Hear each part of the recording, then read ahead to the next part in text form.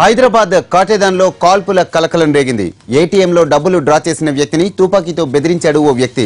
చెన్నైలో ఉన్న తన అకౌంట్లో డబ్బులు వేయాలని హెచ్చరించాడు. దీంతో ప్రసాద్ 500 రూపాయలు ఏటీఎం నుంచే డబ్బులు ట్రాన్స్ఫర్ చేశాడు.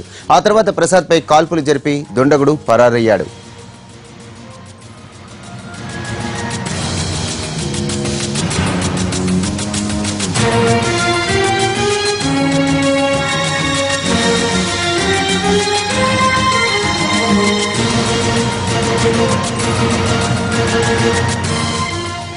ఘటనకు సంబంధించిన మరిన్ని వివరాలు గ్లోబల్ ఆసుపత్రి నుంచి మా ప్రతినిధి రమేష్ తో ఇట్లని అడిగి తెలుసుకుందాం. రమేష్, చెప్పండి, ఈ ఘటన ఎలా జరిగింది? ప్రసాద్ పరిస్థితి ప్రస్తుతం ఏంటి?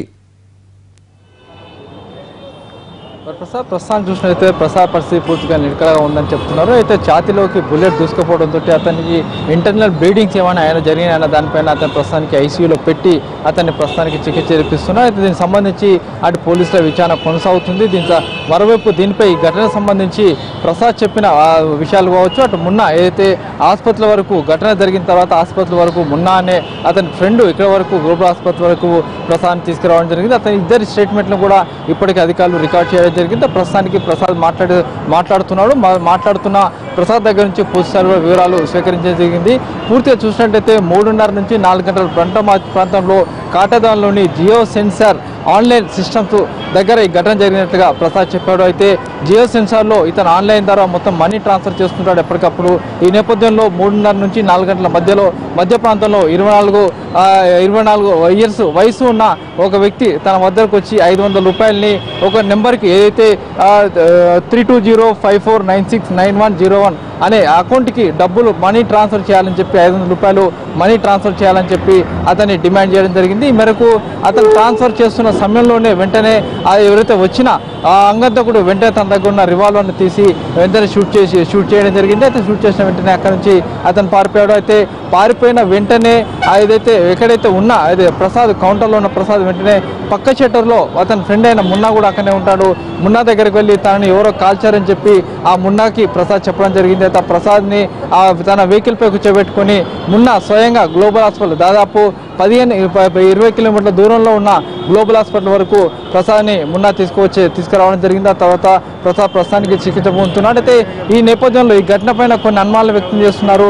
పక్కనే ఉన్న ఏదో ఒక హాస్పిటల్లోకి ఆ ప్రసాద్ని చేర్పించకుండా ఇక్కడ వరకు ఎందుకు తీసుకువచ్చారనే దానిపైన ప్రధానంగా కొన్ని అనుమానం వ్యక్తం చేస్తున్నారు. మరోవైపు ఈ సంఘటనకు సంబంధించి ఇప్పటికే పోలీసులు అన్ని కోణాలు కూడా విచారణ చేస్తున్నారు. మరోవైపు ఏదైతే అకౌంట్ డబ్బులు ట్రాన్స్ఫర్ చేశారో ఈ అకౌంట్ ఎవరిది అన్న దానిపైన కోణంలో విచారణ జరుపుతున్నారు. అయితే తుపాకీ ఏదైతే కాల్చిన తుపాకీ తపంచా అయి ఉండొచ్చు అని చెప్పి కొంత అనుమానం వ్యక్తం చేస్తుంది. ఎందుకంటే ఆ బుల్లెట్ అనేది బాడీలోకి దాదాపు లోపలికి వెళ్ళలేదు, మామూలు కొద్ది దూరం వరకు వెళ్ళి అక్కడ ఆగిపోయిందని చెప్పి అది చెప్తున్నారు. ఈ నేపథ్యంలో తపంచాలతోటి షూట్ చేసి ఉండవచ్చు చెప్పి అటు అధికారులు ఒక అనుమానం వ్యక్తం చేస్తున్నారు. మరోవైపు ఘటన జరిగిన తర్వాత ఏదైతే ప్రసాద్ కాల్చిన తర్వాత అగంతకుడు అక్కడి నుంచి నడుచుకుంటూ పారిపోయి కాటదాన్ పారిశ్రామిక ఇండస్ట్రీ ఏరియాకు వెళ్ళిపోయినట్లుగా అటు మున్నా చెప్తున్నాడు. కాబట్టి ఈ ఘటనకు సంబంధించి పూర్తిగా ఇటు కొన్ని ప్రసాద్ చెప్తున్న వివరాలు బట్టి కావచ్చు, అటు మున్నా చెప్తున్న వివరాలు బట్టి కావచ్చు, వీటన్నిటి బట్టి చూసి అటు పూర్తి స్థాయిలో అధికారుల విచారణ కొనసాగుతుంది. అయితే ఇప్పుడే మున్నాని ఏదైతే ఇక్కడ వరకు ఆసుపత్రి వరకు ప్రసాద్ తీసుకొచ్చిన మున్నా ఉన్నాడో మున్నాని కూడా పోలీసులు అదుపులో తీసుకొని ప్రశ్నిస్తున్నారు. మున్నా ఆ కదలికల పైన కొన్ని అనుమానాలు వ్యక్తం చేస్తున్నారు. ఈ నేపథ్యంలో మున్నాని ప్రస్తుతానికి అధికారులు అదుపులో తీసుకొని ప్రశ్నిస్తున్నారు. Prasad right, thank you Ramesh.